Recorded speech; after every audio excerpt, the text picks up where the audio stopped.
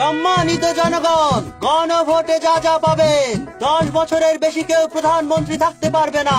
বিভাগীয় শহরে উচ্চ আদালত স্থাপন, রাষ্ট্রপতি ও প্রধানমন্ত্রীর ক্ষমতার ভারসাম্য, তত্ত্বাবধায়ক সরকার গঠিত হবে সরকারি দল এবং বিরোধী দলের অংশগ্রহণে।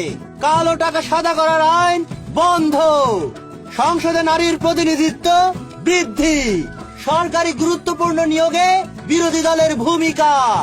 বাংলা ভাষার পাশাপাশি অন্যান্য জনগোষ্ঠীর ভাষার স্বীকৃতি। সংবিধান পরিবর্তনে গণভোট, আর পরিবর্তন চাইলে হ্যাঁতে ভোট দিন। সম্মানিত জনগণ, নির্বাচনে শরিক হন। দেশের চাবি আমার হাতে।